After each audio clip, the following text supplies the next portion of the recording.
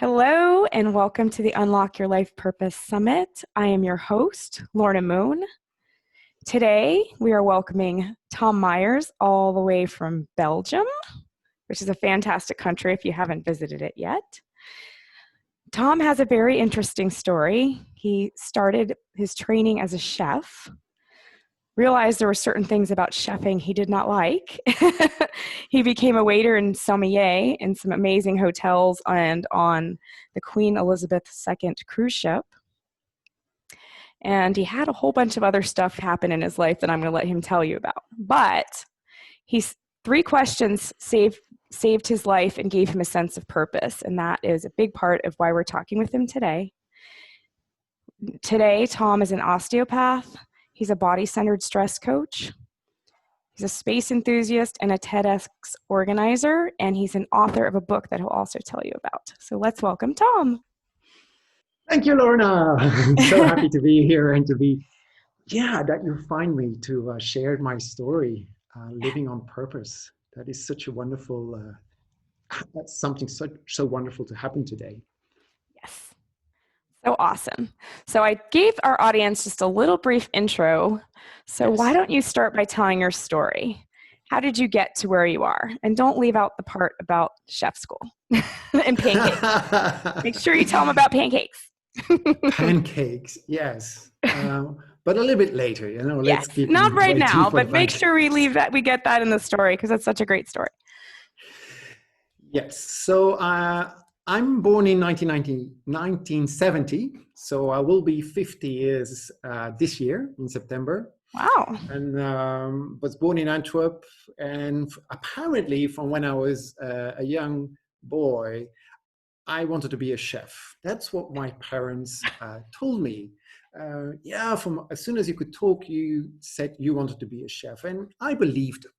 And so when I ended my primary school at the age of 12, I didn't really know where to go into. And I thought they always said I wanted to be a chef, so let's go to catering school. So I went to catering school, yeehaw.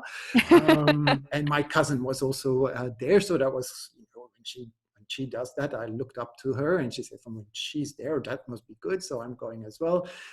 Spent 7 years training as a chef, then went to do my placement 1 month. And then I thought, I don't like this.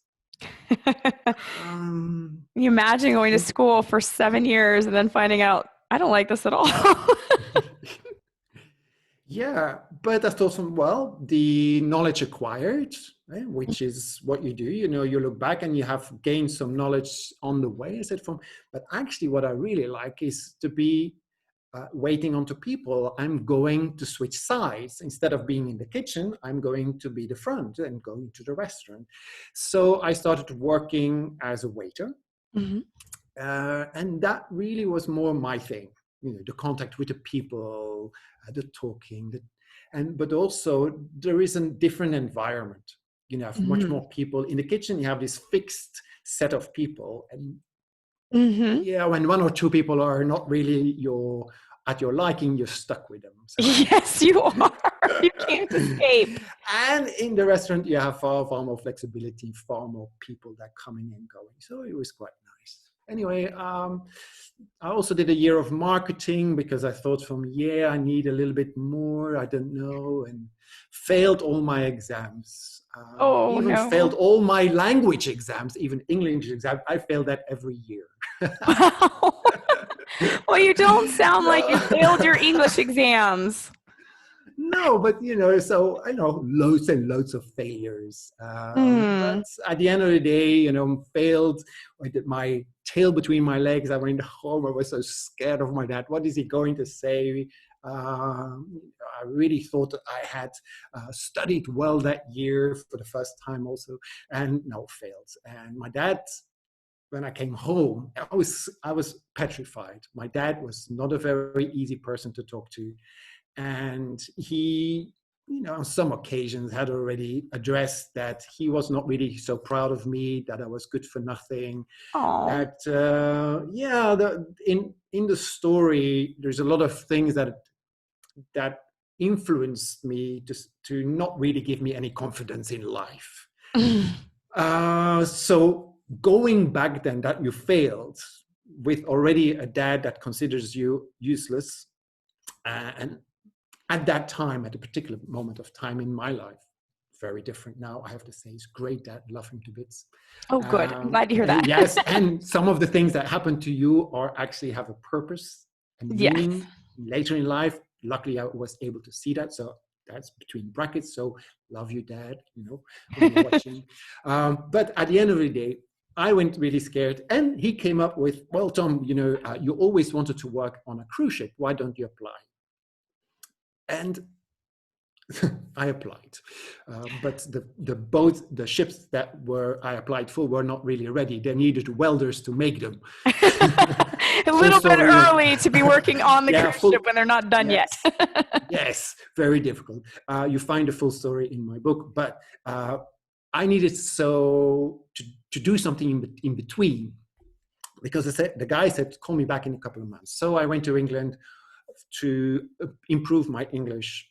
And at the end of the day, I stayed 8 years in England. Didn't go on those cruise ships, but went on the biggest, most prestigious cruise ship in the world, the Queen Elizabeth II, and spent about 2.5 years roaming around the world.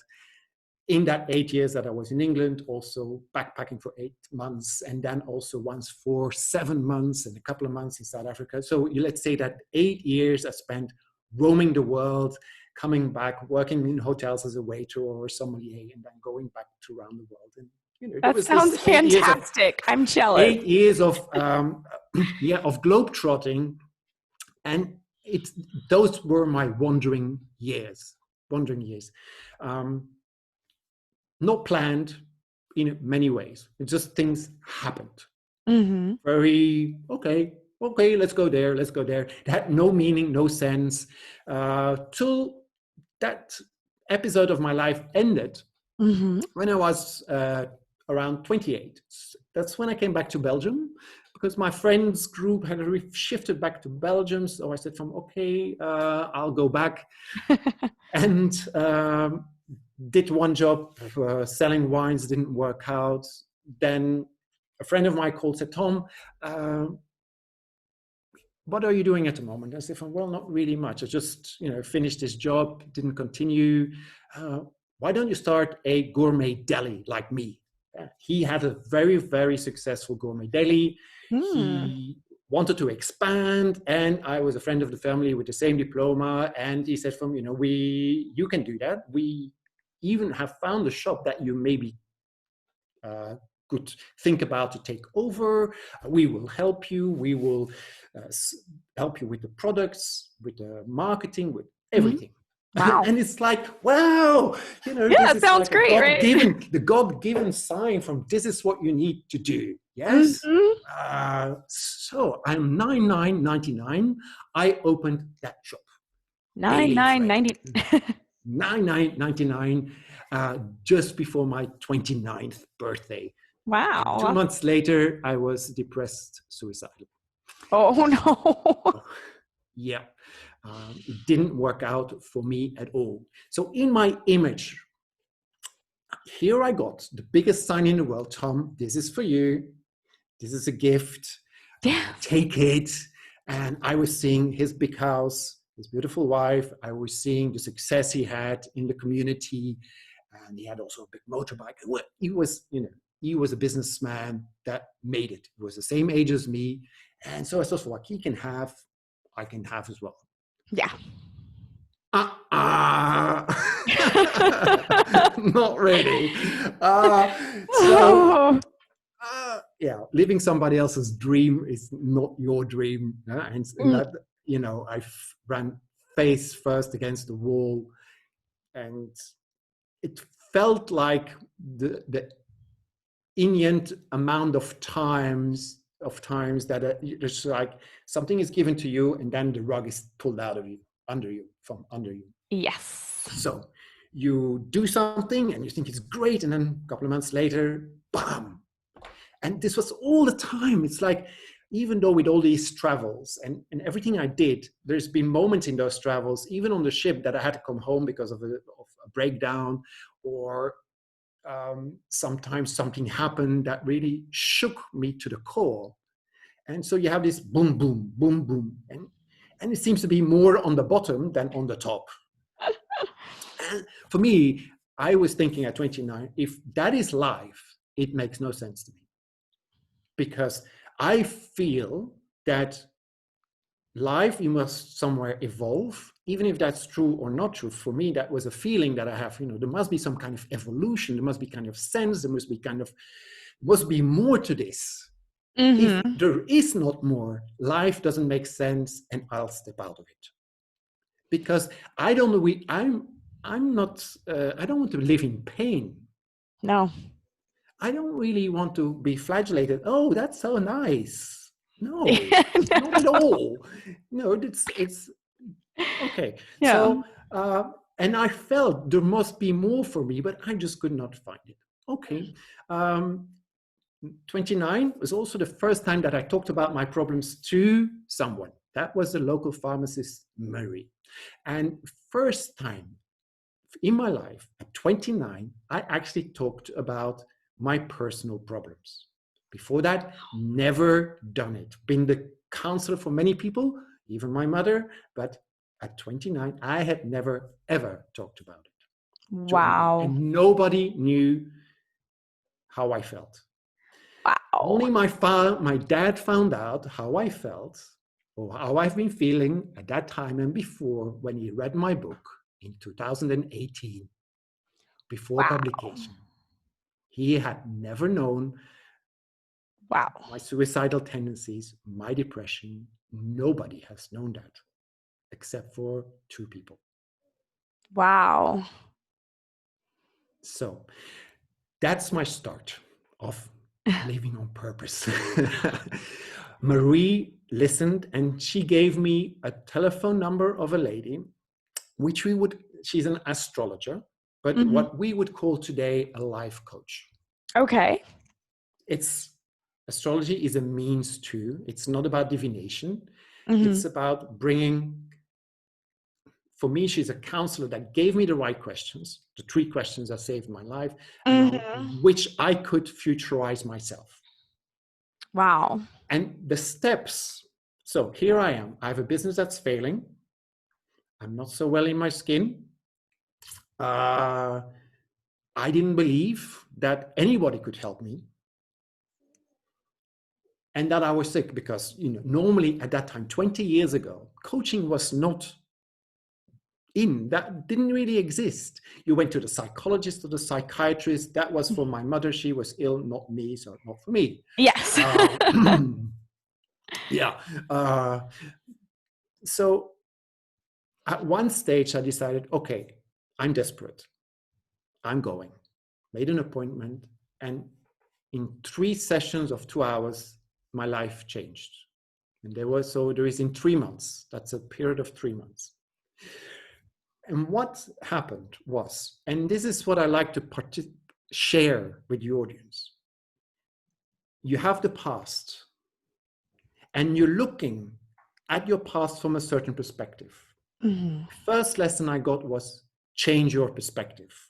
Ooh. What the coaching did was she changed the perspective on how I saw things. For example, I was not good enough. I was always the odd one out into groups. For example, I was always pushed away. And I was always, on the sidelines. No matter where I went, I was somewhere on the sidelines. So as a kid, I thought that I was not good enough. But then she said to me, Tom, but have you always felt different than other people? And I said, yes, always. And I said, what do they do with people that are different? And she said, Tom, what they do with people that are different, or they try to control them, which they couldn't. Yeah. So they rejected you. It's a normal behavior from bullies. Normal behavior from certain people who try to control you, but you were not controllable. So they pushed you away. And is that a bad thing? No, it's a good thing. You were different. So what? But so that is what I mean, that she did with me. She gave me a new perspective on past experience. Yeah. First 2 hours. Second, then she gave me homework. She said, okay, Tom, here's 3 questions.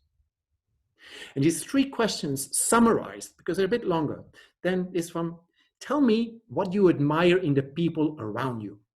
You have all your friends and you say, why are they there? What do you admire in them? Say, wow, because he's so good in this and he's so good in that. You're always talking about your friends, that they're just like, something bigger than you. But in what are they bigger than you? And the second question she gave me was, but why do people come to you and not to your friend? There's things that you are doing, and they say, people go to you, but not to your friends, not to these others. Why do people come to you? And in a way you translate that, what do they admire in you? Or what did they value in you? Yeah. You might not even value that in yourself, but they do. Yeah, or you might not even see it.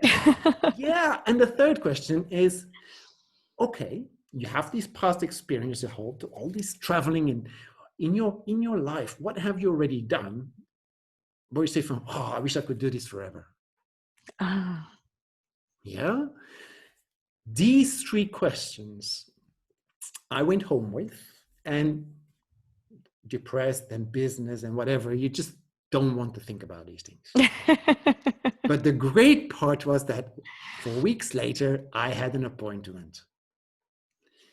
And I was scared of her. She was a very intimidating person. And she still is. Bless her, Elena Rutzart. Yeah, she scared me. So I'm a late bloomer. Yeah, a late bloomer. That is somebody who really matures very late in life. And so I was intimidated. I was like a little kid that was at 29 very intimidated by this person. And like a teacher, you're sometimes intimidated you want to do well because your teacher is asking you these questions and better do my homework. So 3 weeks after I got them, I answered them. And I actually answered them in about 20 minutes. So once I sat down, I answered them in 20 minutes. And that I went back to. And then we started to discuss the answers. And she started to, again, put new perspective on my answers and highlighting, but Tom, you were saying that your friends are all communicators. Yeah, they're walking dictionaries. And she pointed out that's a mirror. You are a communicator. You are a teacher. Good. But you haven't found it naturally, or nobody has told you about it.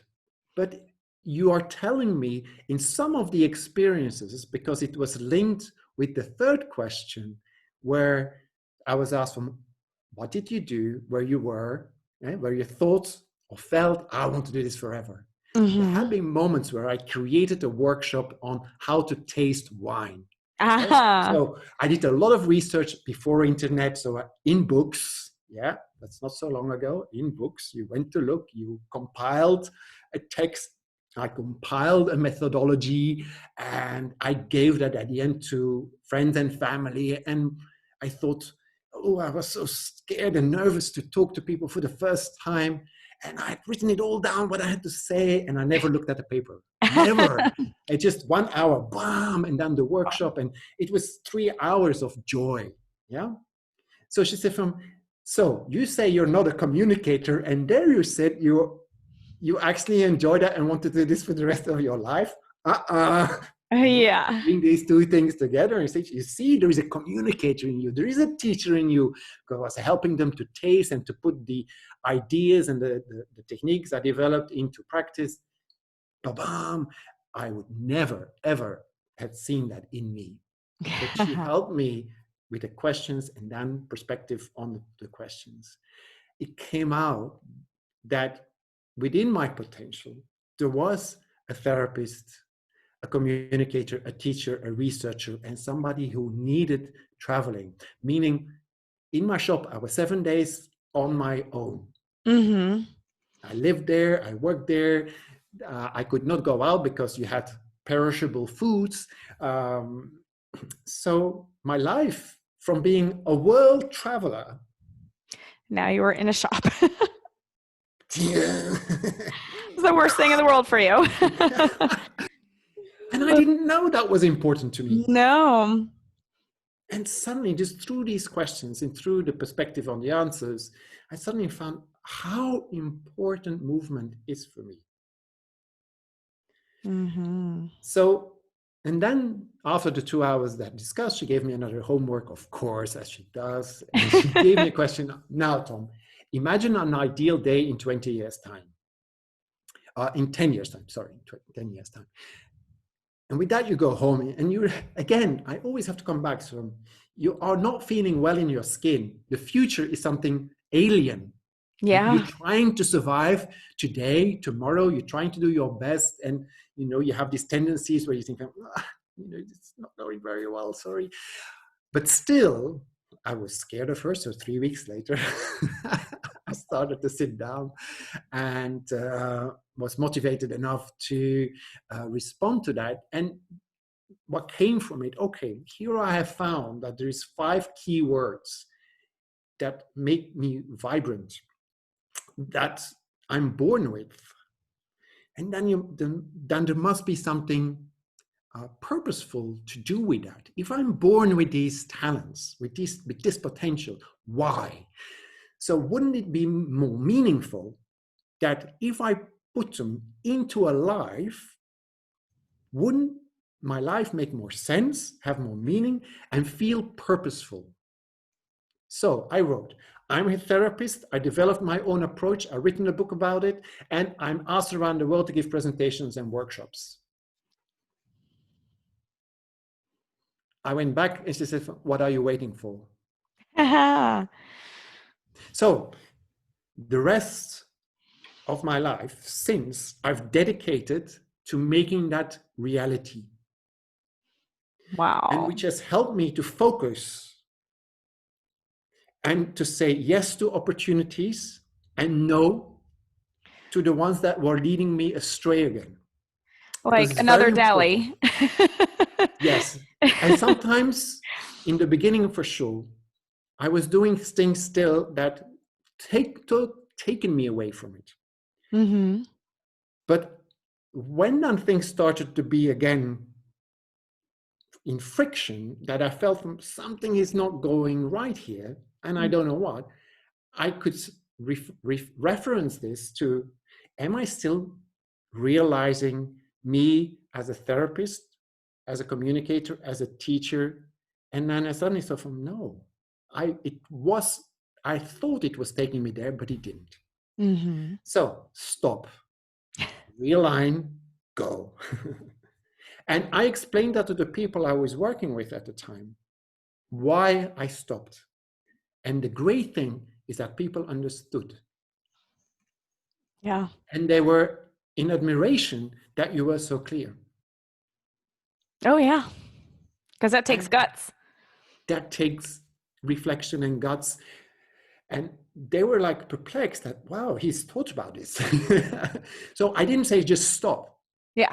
And left. No, I gave them the reason from my perspective why I didn't really join their story anymore, but wish them good luck with the story. And if I could do anything to help them, I would. But at this moment, I needed to focus on who I am, on becoming the best Tom I could be. Mm-hmm. And that is been a very big lesson, that if you know where you're going, if you know what you want, you can also always monitor. Mm-hmm. Say am I still going there? Or when the going gets tough, that you could sit down and say okay, what's happening? Is this because I deviated from my journey, or is this for my growing? Because it doesn't mean that living on purpose, that it is not challenging. That is so true. But if I sit on this chair for a week, I get weaker. Yes, mm-hmm. I probably die as well. But you need to move. You need to strengthen yourself. You need to do exercise to get muscles to sustain you, to be able to be well in your body. You need the mental fitness. You need to do things. For what? Yeah, to stimulate. So some of the challenges is for your growing, to elevate yourself. Yes. But if you don't know where you're going, how do you know which one is for your growing and which one is taking you away from your purpose? So true. So living on purpose, of how to live your life on purpose. For some people, that purpose is so overwhelming. Then I say, step a little bit back from that, find your potential and give it purpose. I think that's what I did. It's like I found my potential, gave it purpose, and start realizing that. Which is, for me, was much easier to conceptualize. If purpose is even too big for you, then I have another tip. How do you want to feel? Some people in my practice find that very difficult to answer. How do you want to feel? How do you want to feel? But that within minutes, 10 minutes, 15 minutes, I think we can establish together how you want to feel. Yeah. So if you know how you want to feel, what do you need to do to have that feeling? Yeah. And most of the time, what you will see that those elements that what you do that will get you that feeling are part of your potential and your talents. Yep. So give them purpose into your life and you will get more of that feeling. Yes. This is something so important that we bring back things to what is digestible. Because today we're living in a world that is very different than 20 years ago. That is definitely We true. were very less distracted. We didn't have social media or something. That didn't exist. So that's why I'm trying to find ways to share with people the essence and find within the essence somewhere a meaning that is something that you could put into your life today. Yeah. Yes, you need to work on yourself. Yes, you need to ask the question and answer them. Yes, you need to take time for that. But life is like that. Many things are automated. Luckily, my heart rate, I don't have to take care of that. Yes. Luckily, my digestive system, I don't have to take care of that. But I do need to eat. So you have parts that are automated and parts that are voluntary. Stress response, automated. Relaxation, recuperation, regeneration, not automated. You need to do that. Yeah. Both of them make life. Yeah. And both of them create feeling. And feeling is something that is from within. Emotion is a stimuli through your senses that create a feeling. But I'm talking about the innate feeling. The inner feeling that doesn't need that stimulus, but that you feel within. So living from within is very important into that futurizing or into that living on purpose. Because at the end of the day, stand still. Why do you do the things that you do? Why do we do this, Lorna? Okay, we want to share our stories, and that makes us feel good. We want to, in fact, make other people feel good. We want to inspire other people. Exactly, because that is what our purpose is. That's part of our purpose, is to share so that other people can feel what we have constructed in our lives. Meaning, purpose, feeling well, feeling more balanced, whole. And yes, we have good days, we have bad days. Yes. Yes, but in the more we are doing it, we are in our purpose, being who we are meant to be and exploring that, the more, or the expansion of that time that we are in that zone is is is actually getting larger and larger. And Mm-hmm. those dips I talked about Yes. is indeed something that is still there, but it's different in quality. Yeah. And for example, we still need to talk about pancakes, by the way. Yes. The pancake story was indeed in that in that restaurant that I worked. That after 6 years of training for being a chef, the chef in that restaurant asked me to make pancakes, and I asked him, "What's the can you give me a recipe?" And he was so flabbergasted that he could not speak. He created it in front of me, without a recipe, and I copied it, and I never forgot that. But it was showing me something. It was showing me that that place where I was not my place. Yeah. If I, after 6 years of training, could not make pancakes, Yes. I don't think there was a real chef in me at that time. No, definitely not. And if you look at all these cookeries, TV shows, for example, some really young children, what they come up with, I'm just completely astounded that after 6 years of training, I would never be able to do that. So I was not in my place.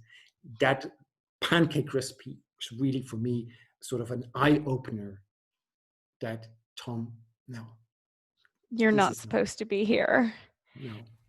And that's such an important message in the pancake story, because how many people have gotten out of school and they've gone to university and they've studied whatever it is, and then they get into those jobs and they hate it. And they're like, what am I doing? But they say, well, I've spent $100,000 and, all this time, I just need to suck it up and do this, because how can I tell my parents I just wasted $100,000? Or how can I tell myself I wasted $100,000 learning something that I hate? And they try to force themselves to do it instead of waking up and saying, no. Yeah.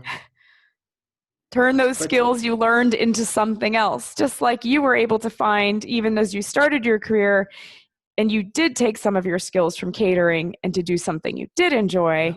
So you don't have to throw it all away, but recognize when you're in the wrong place.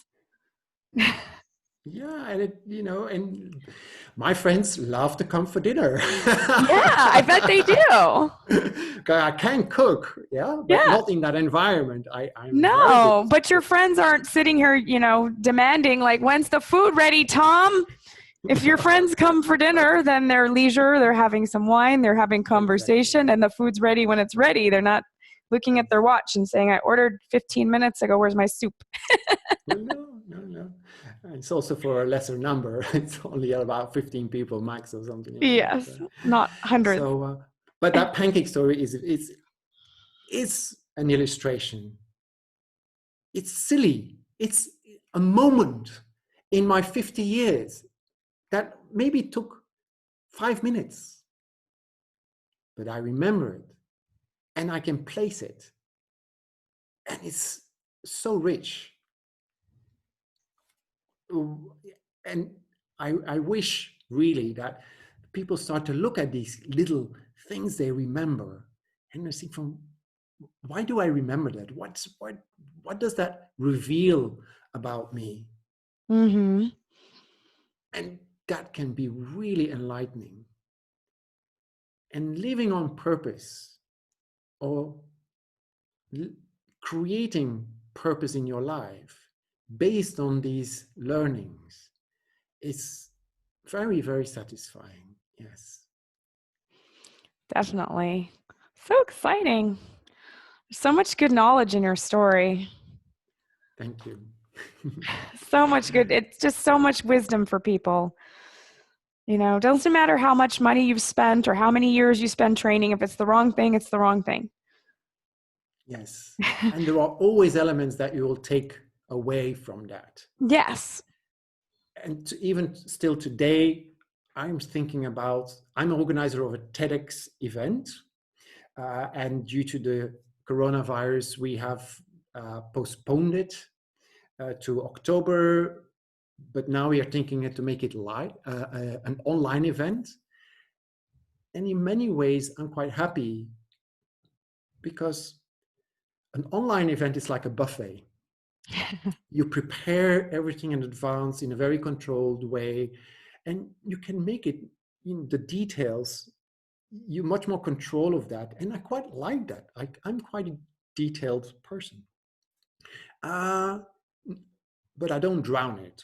Not anymore. I've learned to accept that 80% is great, is the best you can get. Yes, so it's the law of Pareto, 20% investment, 80% of the profit. So 80% for me is absolutely bonkers fantastic. So that's where I lie. Even if I go for higher, but if I get 80, wow, that's fantastic. Anyway, but now with these online, and I'm seeing the difference, like live kitchen, not me, but buffet kitchen now, in the preparations. I love that. So again, it's coming back to me. But I'm making the link. And these links become very strategic into what's my potential, what are my values, where am I going with this? And because these elements, obviously, I like in my life. Makes me a better person. So please, for the audience, it is complex, but create it into the sense of simplex, simple and complex together, simplex, simplexity. If it's too complex, break it down, little pieces, and then start putting the pieces back together in a way that you think, yeah, if I can get this together, then my life will feel more meaningful, purposeful. I feel happier, healthier, in most likely. And then you build on from that. And 20 years on, as soon as my book was published, in a way, I had achieved everything I had said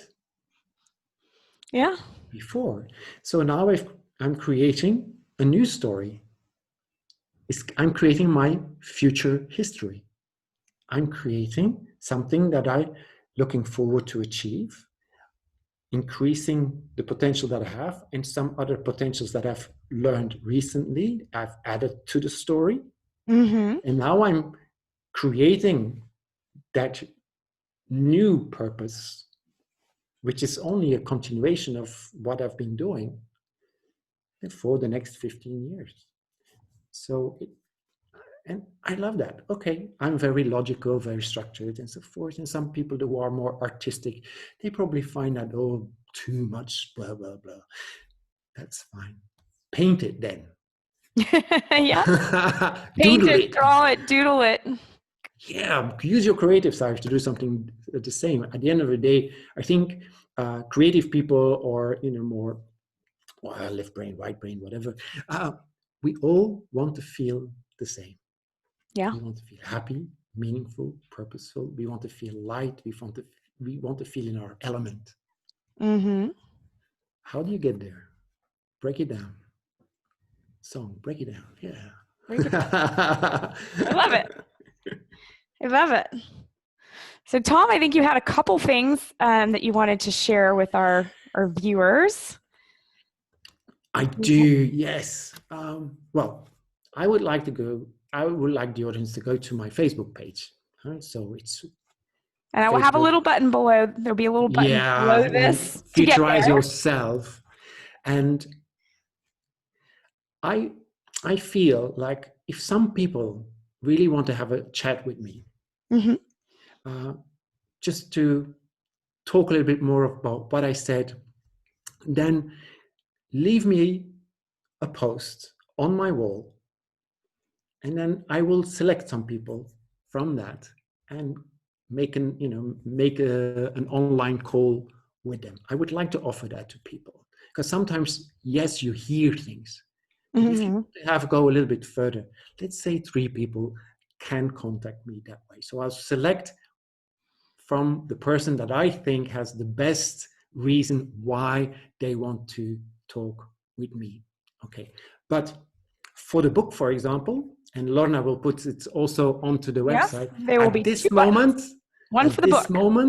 For this episode and during the online summit, it will be less than $1 for the book on Amazon. And it's a really good book. I've already started reading it. There's a lot of good information in there, and the pancake story. So make sure you take a hold of that for under $1. I'm gonna have the button that link you directly to the book on Amazon. So that is my gift to you. And I can send people who are linked also on the Facebook page. I will send you a few extra PDF documents that I'm sure you will love and like, and that will be meaningful for you. All right, you guys. So make sure you get the book, as well as click the link for the Facebook page, make a comment and like his page, and he will reach out to you via Messenger and send you some goodies. So don't forget to do that. Yes. Hey. Tom, thank you. There's so much to share. Yeah, so many good things. Tom, thank you so much for being with us today. I really appreciate you sharing. It's fantastic. I know there's somebody out here that's listening that's going, that's me with the pancakes. It's time for me to look deeper. And they're probably ready to message you right now or to hit you up on Facebook because they need help. So Thank you so much. It was a real pleasure. And I hope everybody futurizes themselves in this wonderful period that we are living in. Maybe not easy, but my God, we're having so many opportunities today. Yes, we need to learn how to grab them and to put them into good use. So living on purpose. Now's the time, y'all. Now is the time. Thanks.